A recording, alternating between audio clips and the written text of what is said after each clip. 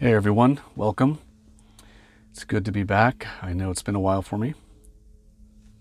Today I'm going to dive into a story that deals with doppelgangers, synchronicity, and the afterlife. What is it? Have you experienced it? Let me know. My story starts with my uncle. He came to live with me when I was about, my early teens, 15 maybe. And he lived with us for about 2 years. Now, my uncle was a Korean War veteran. So while he lived with us, I've heard stories of his experiences in the military and, got to know him pretty well. It was a good experience, and we got to know each other, and it was really nice to have him around. Now, during the time he lived with us, unfortunately, he fell ill. He had come down with cancer, and it was not going to be cured. Now, during this time that he was getting sick, he came to me and he said, hey, he has a condo in a place called Bullhead City. Now, that's the United States, and that's like in a desert area. But it does have like a little river area, and I guess it's a destination point for some people out here. Now, he had a condo, and he was saying, hey, he invited me to go with him and stay with him at the condo for a couple of days or a weekend. I think it was like a long weekend. Well, I denied it. I didn't really feel like I wanted to go to Bullhead City, and I just didn't feel like it was going to be a place for me to have any fun. And being like 15, 16, I was really just more interested staying home with my friends.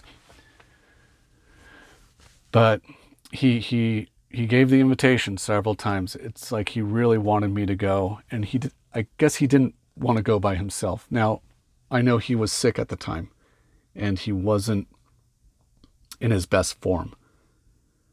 But being that age, I couldn't see through that.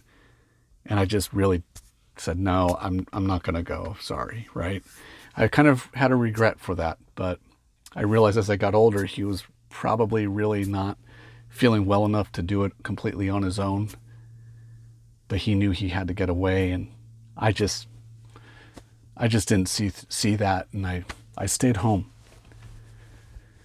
Well, he winds up going to this condo in Bullhead City. Now, he's telling me this story when he returns. So the story goes, he said to me that he arrived and he went to the, what we had was like the movie rental. Back in that time, it was, you had to go to the place and go rent a movie and bring it back and put it in your VCR. So he rents this movie, comes home, gets himself all settled in, and he was saying to me how, he set everything up, put the movie in, and presses play. The movie comes on, and it's not the right movie.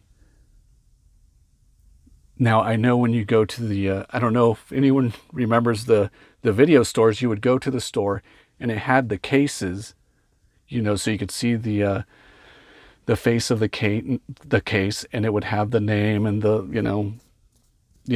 picture, and the back would give you the synopsis of the movie, and you decide if you want it or not. Or it was really fun back then to go do that. But well, anyways, he thinks he's picking out like a more active action movie or something, and he's like, oh, I'm going to watch this action movie and just relax. But it's not the action movie. See, he opens up the box, and typically they open the box to make sure it's the right movie in there. So that's kind of strange, because usually at the at the movie rental, they'll open it, make sure you're renting the right thing. But in any case, he said he put the movie in, and it was not the right movie. It was a movie about Jesus. Now, strangely enough, this whole synchronicity of events starts unfolding. 1, he gets the wrong movie. 2, it's a movie about Jesus. 3, within 5 minutes of the movie, 10 minutes of the movie, he becomes severely ill. Now, he was able to get himself to the hospital. He was so ill that he had to get to a hospital. Now, that's a strange sequence of events for me when I look at that. But unfortunately, when he got to the hospital, well, he was never the same ever again from that moment. He gets home, back to our house, and he needs, more a watchful eye and more care. And he slowly drifted further and further into his illness from that point. And his care was more and more, needed. Now, that was an interesting turn of events. He didn't really snap out of it from there. From there, it was just a downward spiral to the end. And when the end came, it came quick. Now, the story continues a few years later. I'm older, and I'm at this bar with a group of friends of mine. And we're in these booths at this bar. Now, behind us is a booth. We're in one booth. The booth behind us has a couple sitting in it. Now, as we're there, it's dim. It's not super bright where we are sitting, but it's bright enough to where even through the dimness, you can see people. You can make out their face. It's not pitch black, but it's dim. I'll give it that much. Because as the story goes, I'm sitting there. Next thing I know, I hear a person's voice behind me. Now, they're talking loud enough to where I can hear what they're saying. Because they're standing talking to the couple in the booth behind us. And this voice sent chills up my spine. Because that voice was my uncle's voice. 100% my uncle's voice. I got chills run through my body. The hair stood up. I turned to glance just to see, because I was shocked. I was in shock. I turn and give a quick glance, and sure enough, it was a person, a man that looked 100% like my uncle. Without a doubt, it was the same type of t-shirt he would wear. It was the same eyeglasses. It was the same haircut. It was the same mustache. It was the same body type. Everything was like, because I turned and glanced like 2 or 3 times. And one time I kind of took a longer glance. I didn't want the people to think I was staring at them, but it was without a doubt, I was in shock. I was like a deer in headlights.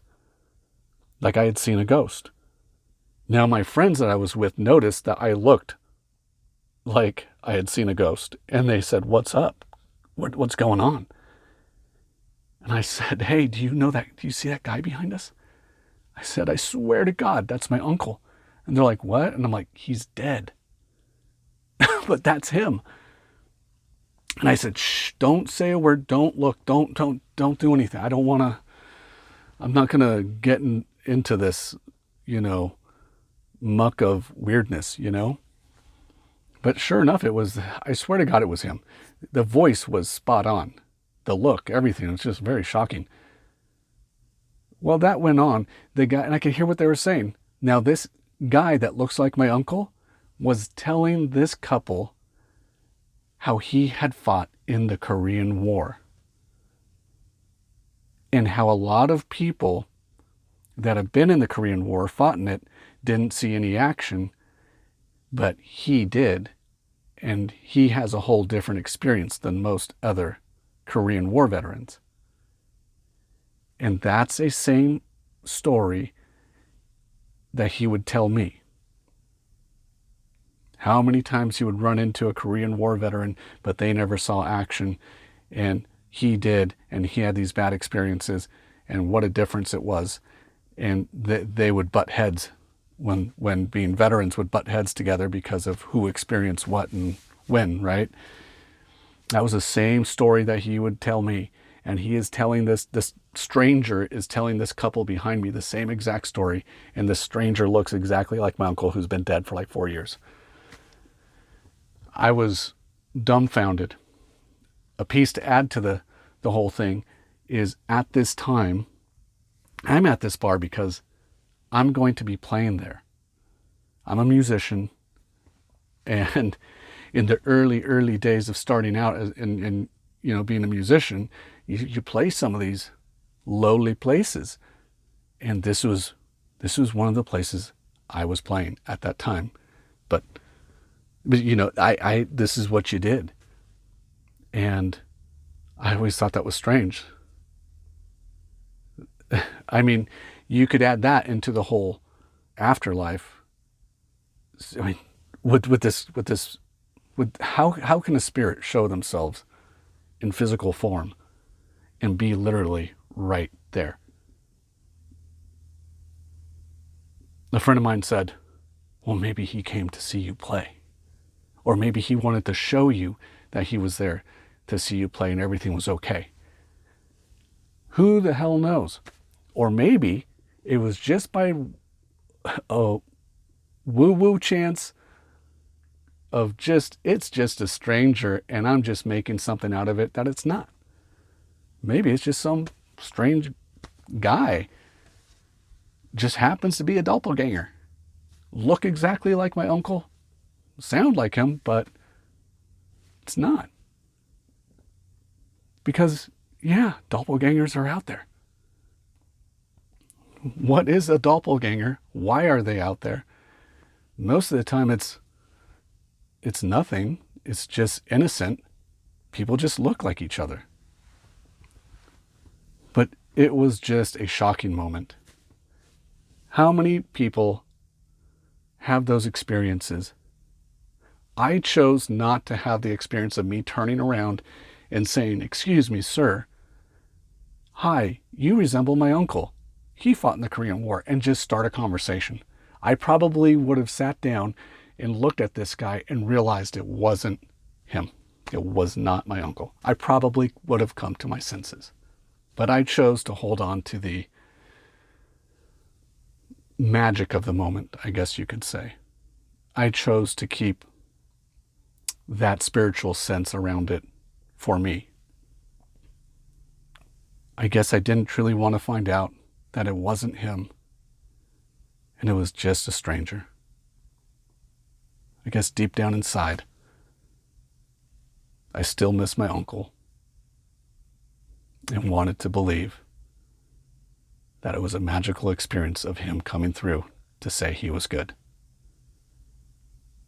Thanks for listening, guys.